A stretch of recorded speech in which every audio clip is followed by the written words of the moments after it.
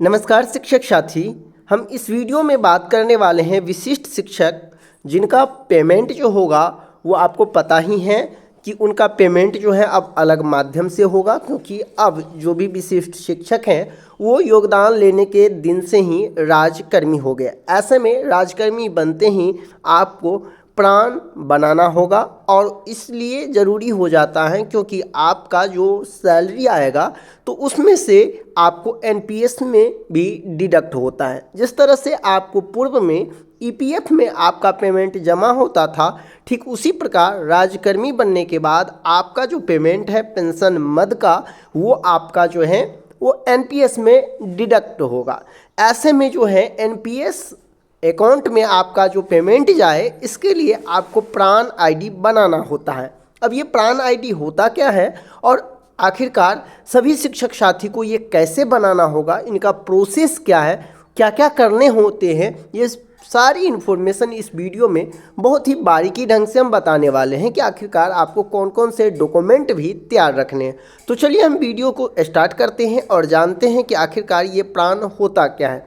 सबसे पहले यदि हम प्राण की बात करें तो इसका पूरा नाम होता है परमानेंट रिटायरमेंट अकाउंट नंबर, यानी कि जो आपका ये प्राण आईडी है वो एक बार जो जनरेट हो जाएगा वो पूरे सेवा काल में जो आप सरकारी जॉब में कहीं भी ट्रांसफ़र हो या कहीं भी आप जाए तो यही एक प्राण नंबर ही आपका वैलिड होगा, वो कभी भी आपका चेंज होने वाला नहीं है। दूसरी बात है, अब ये प्राण आईडी कैसे बनाया जाता है, तो इसके लिए दो माध्यम दिए जाते हैं। First online, second offline. अब ये दोनों माध्यम से बना सकते हैं। यदि हम बात करें बीपीएससी शिक्षक का, जिनका प्राण आईडी जो जनरेट हुआ था जिला के द्वारा, इसको भी दो विकल्प के आधार पर बहुत सारे शिक्षक साथी ऑफलाइन फॉर्म जो है सबमिट किए थे और बहुत सारे ऐसे अभ्यर्थी थे, शिक्षक थे जो अपना ऑनलाइन सबमिट कर दिए थे और वहां से वेरीफाई हो करके उनका प्राण आईडी जनरेट हो चुका। तो इस वीडियो में हम दोनों प्रोसेस के बारे में बात करेंगे, ठीक है। इसके बाद यदि हम बात करें पेंशन के लिए, ये जो है प्राण आईडी आवश्यक हो जाता है, क्योंकि आप राजकर्मी हुए और आपको जो एनपीएस के माध्यम से पेंशन प्राप्त होगा उसके लिए जो है आपका प्राण आईडी आवश्यक हो जाता है। और ये दोनों माध्यम से, ऑफलाइन भी और ऑनलाइन के माध्यम से भी, वेबसाइट के द्वारा हम इसे आवेदन कर पाएंगे। वेबसाइट क्या है वो भी हम लिंक दे देंगे, जिससे कि आप समझ पाएंगे कि इस तरह से मुझे ऑनलाइन करना है। और ऑफलाइन के लिए हम फॉर्मेट जो इसका है फॉर्म का, वो भी इस वीडियो में दिखाने वाले हैं। यदि हम बात करें आप दोनों माध्यम से, चाहे वो आप ऑनलाइन के माध्यम से करें या फिर आप ऑफलाइन के माध्यम से करें, लेकिन जब फॉर्म आप सबमिट करेंगे तो इसका जो पुष्टि होगा, जहाँ से वेरिफिकेशन होगा, वो आपका होगा जिला के द्वारा। यानी कि इस चीज़ को जो है आपके प्राण जो के लिए जो आप एनपीएस के लिए आवेदन करेंगे, वो जो वहाँ से वेरीफाई करेगा वो आपका जिला कार्यालय होगा। वहीं से डीडीओ करके होता है, जिसका आईडी भी होता है डीडीओ, और वहीं से आपका जो है प्राण के लिए जो है फॉर्म को एक्सेप्ट किया जाएगा, वहीं से वेरीफाई किया जाएगा।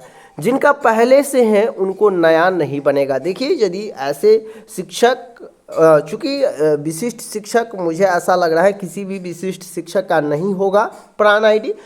और आपको ये बता दें कि जैसे कि बीपीएससी या कोई अन्य जो शिक्षक ज्वाइन किए थे, जिनको पहले से था, यानी वो किसी और डिपार्टमेंट में पहले थे, उसके बाद वो टीचर बन गए थे, तो उनका जो पहले किसी भी डिपार्टमेंट में होगा उसका प्राण जनरेट किया गया होगा, तो केवल और केवल उसका प्राण शिफ्टिंग किया जाता है, उसका नया प्राण नहीं बनता है। अब सवाल उठता है कि बहुत सारे लोग अटल पेंशन योजना ओपन किए होंगे, तो देखिए अटल पेंशन योजना में जो आपका प्राण आईडी जनरेट होता है उसका आपके एनपीएस से कोई मतलब नहीं है, इसलिए आपका वहाँ पे शिफ्टिंग नहीं होगा, बल्कि आपका नया जो है वो प्राण आईडी जनरेट होगा, ठीक है।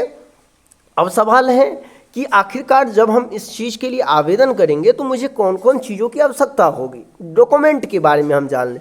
तो सबसे पहले आपको पासबुक या चेक चाहिए। देखिए, चेक है तो बेहतर है, कैंसिल चेक जो आपने देखा होगा कई बार बीपीएससी कैंडिडेट से भी मांगा जाता था, और आपको भी कहीं ना कहीं जो काउंसलिंग की बात हो रही थी तो वहाँ भी इस चीज़ का मेंशन था। तो आपके पास पासबुक का फर्स्ट पेज का जो है वो होना चाहिए, और या फिर आपको कैंसिल चेकबुक। कैंसिल चेकबुक का मतलब जो चेक होगा, चेकबुक, उस पर सिंपली आपको कैंसल लिख देना है, वही हो गया कैंसल चेक। इसके बाद आपने देखा होगा कि योगदान करते समय आपको जो है नियुक्ति पत्र के बाद पदस्थापन पत्र मिला होगा, योगदान प्रपत्र नहीं, पदस्थापन पत्र, तो वो भी आपको जो है साथ में अटैच करने होंगे, या फिर यदि ऑनलाइन आप करते हैं तो आपको वो अपलोड करना होगा।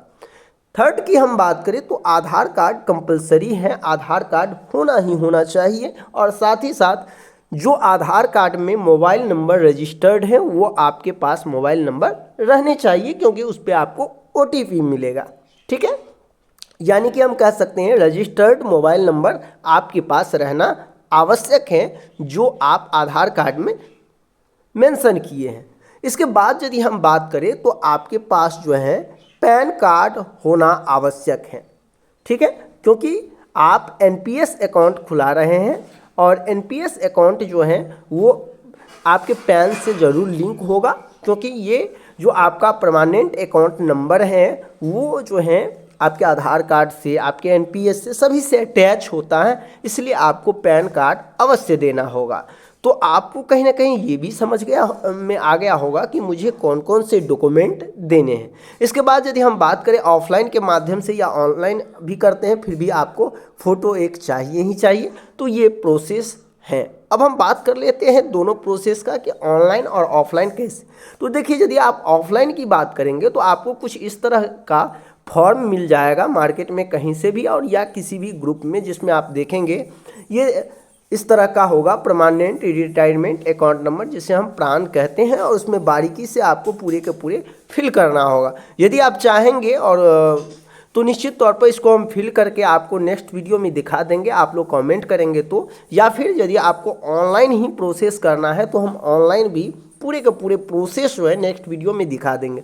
तो आप लोग कमेंट करके ज़रूर बताएं कि आपको किस तरह की वीडियो चाहिए, ऑनलाइन के माध्यम से हुआ या फिर ऑफलाइन के माध्यम से जो है वो प्रोसेस। तो आप कमेंट करके ज़रूर बताएं। वैसे यदि हम बात करें मोटे तौर पर तो आपको इसमें ज़्यादा कुछ जानकारी नहीं है अपने जो है एम्प्लॉयमेंट से संबंधित, यानी कि आपका डेट ऑफ ज्वाइनिंग कब है, आप रिटायरमेंट कब करेंगे, आपका पैन नंबर क्या है, आपका जो ऑफिस है यानी कि जो आपका स्कूल है वो कहाँ, ये सारी चीज़ जो है आपको इसमें देने होंगे। ठीक है, अपना पूरी डिटेल्स देना होगा। उसके बाद यहाँ आप देखेंगे सिग्नेचर करके, और फिर यहाँ आप देखेंगे तो अपना एक फ़ोटो अपलोड कर देना है यहाँ चिपका करके, और ये सारी चीज़ दे करके आपको जो है आप यहाँ देखेंगे तो पूरे के पूरे डिटेल्स यहाँ दिया है, और इसको लेकर के आपको जमा करने होंगे। कहाँ जमा करना होगा, कैसे जमा करना होगा, पूरे प्रोसेस जो है हम नेक्स्ट वीडियो में ज़रूर बताएंगे। यदि आप लोग कमेंट करते हैं कि इस तरह का पूरी जानकारी चाहिए मुझे सर, तो निश्चित तौर पर हम इसका पूरे का पूरे संपूर्ण वीडियो बना देंगे। इस वीडियो में का मेरा मकसद यही था कि आखिरकार हम जानें कि आखिरकार प्राण ID होता क्या है, और मुझे बनाना है तो किस तरह से बनाना है, उनका प्रोसेस क्या है, ये सारी इन्फॉर्मेशन इस वीडियो में देना था।